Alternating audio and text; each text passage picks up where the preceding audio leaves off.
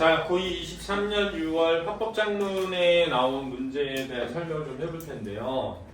2번이 놀랍게도 정답률이 50%가 나오질 않았어요. 42% 정도의 정답률이 나왔는데 많은 학생들이 5번을 해서 틀렸습니다.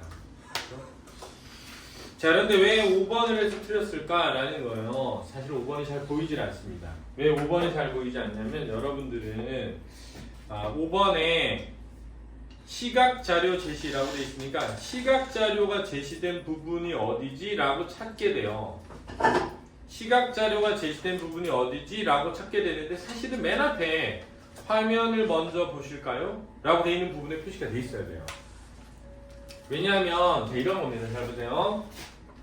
쌤이 화법에서 발표가 나오게 됩니다. 발표, 강연, 연설이 나오게 되면 문제 구성이 주로 세 개가 나온다고 했어요. 하나는 뭐냐면 말하기고 방식이 나온다. 그런데 형식 말고 내용도 물어야 돼. 그러면 설명으로 적절하지 않은 것은 또는 적절한 것은을 묻는 문제가 하나 나오게 되고, 그죠? 두 번째는 계획과 반영 문제가 나오게 되는데 여기서 자료의 활용 문제가 나오게 된다. 이렇게 얘기하면서 선생님이 이때 자료가 대부분 시각 자료가 나오게 된다 그랬잖아요. 발표에서는. 이때 자료가 주로 시각 자료가 나오게 되는데 이 시각 자료가 나오는 부분에 화면을 보실까요가 나온단 말이에요. 그러면은 화면을 보실까요가 나왔을 때 이 부분이 두 번째 문제에 걸려있다는 걸 이해하죠. 그죠? 그럼 그 화면을 보실까요? 라는 둘째 줄에는 화면의 밑줄을 그으면 어쩌고 저쩌고 옆에 히비스커스 시리아커스 L이라고 적힌 자료를 보여주면서 있죠? 그게 5번이란 말이에요. 근데 중간 밑에만 보게 돼 자꾸. 중간 밑에 보니까 없는 것 같아. 그래서 5번을 하게 되는 거예요. 이해됐죠? 이해됐습니까? 그러니까 왜 그게 안 보였을까? 사실은 보통의 시각 자료는 중간 이후에 나오는데 이 지문은 맨 앞에 나왔어. 근데 맨 앞에 나왔을 때 니네가 화면을 보실까요? 했을 때 거기에 화면을 보실까요? 부분이 2번 문제라는 걸 알고 거기에 표시를 해놨어야 돼. 그래야 그게 보입니다. 안 그러면 안 보여요. 원래 그런 거예요. 이해됐나요? 그런데 4번이 지금 명명자의 이름을 표기하는 기준은 언급되지 않았어요. 명명자의 이름이 표기되기도 하고 표기되지 않기도 하는데 표기될 때는 어떻게 표기된다 이렇게만 있지 그 기준이 나와 있지는 않은데 뭔가 이 명명자 이름에 대한 건 있었던 것 같은데 어디에도 라틴어 뒤에 우리말 없는데 하고 분명하게 푼 애들이 많아. 근데 맨 앞에 있었기 때문에 안 보인 거야. 알았니? 이해됐지? 그래서 이거는 답을 보고 나면 알지만 풀 때는 진짜 어려운 문제인 거예요. 그래서 이걸 고치려면 어떻게 해야 되냐면 꼼꼼하게 말하는 게 아니라 문제가 나오는 유형의 패턴이 세 가지잖아. 세 번째 뭐니? 청중의 뭐야? 반응이잖아. 이 세 가지는 나올 때 반드시 체크하고 넘어가야 되는 거야. 알았니?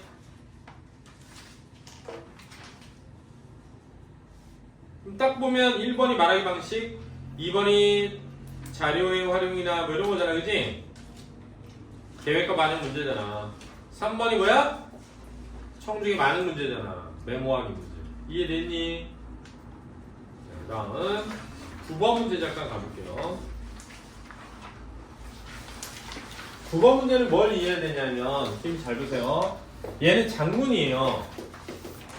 쌤이 장문의 자료는 세 가지가 있다 그랬잖아요. 뭐냐면 문제, 상황, 문제, 원인, 문제 해결의 구조를 가진다. 이렇게 얘기했죠. 그죠? 그 다음에 기본적으로 그래프 자료 아니면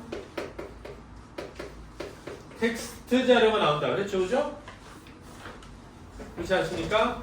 자, 근데 지금 그래프 자료가 나왔는데 면도가 나왔어요. 면도가 나오면 증감이 중요해지는 겁니다. 알았죠?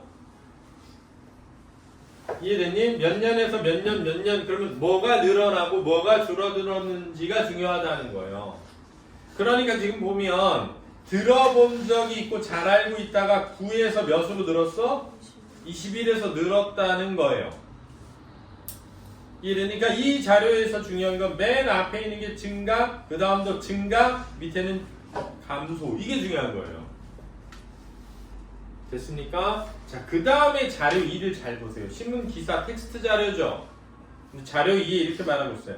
다른 제품에 비해 비싸더라도 환경보호를 실천하는 기업의 제품에 지갑을 여는 소비자가 늘고 있다. 이에 따라 제품의 생산 과정에서 폐기물을 줄이거나 포장재를 최소화하려고 노력하는 기업 역시 증가하고 있다. 자, 그러면 소비자와 기업이 상호 의존적이 된 겁니까? 아니에요. 기업이 누구에게 맞추는 거야? 소비자에게 맞추려는 거죠. 따라서 상호 의존적이 아니라 기업이 누구에게 맞추려고 한다? 소비자에게 맞추려고 한다라고 해야 되니까 상호 의존적이 틀렸습니다.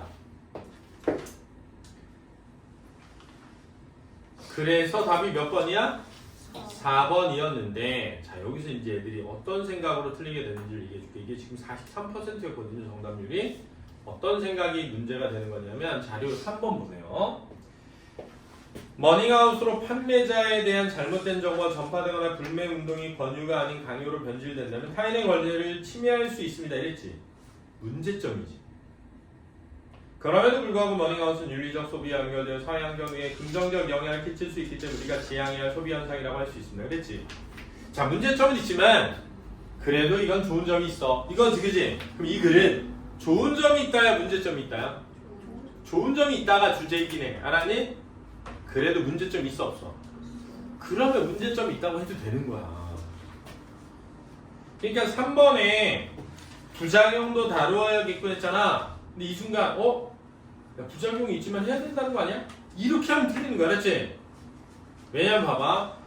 지금 앞에 봐봐. 얘는 자료를 활용하는 거지. 자료의 주제를 활용하는 게 아니라 자료에 뭘 활용하는 거야? 내용을 활용하는 거야. 자료의 주제가 뭐든 자료에 그런 내용이 있으면 그 내용을 뭐 할 수 있어? 활용할 수 있지. 이해됐니? 그러니까 여기서 틀린 애들은 주제가 그게 아닌데? 하고 틀린 애들이 있었다는 거야. 이 오답률이 제일 높았어. 그래서 이해됐어? 자, 자료를 활용할 때는 주제를 활용하는 게 아니라 뭘 활용하는 거다? 내용을 활용하는 것이다. 따라서 자료의 주제가 뭐든 내용에 그게 있으면 뭐 할 수는 있다? 활용할 수는 있다 이거지. 머닝아웃은 판매자에 대한 어떤 잘못된 정보가 있을 때 타인의 권리를 뭐 할 수 있어? 침해할 수 있는 점이 있다고 다룰 수 있지. 주제가 뭐든. 이해됐습니까? 자, 이렇게 풀면 되겠습니다. 수고했습니다.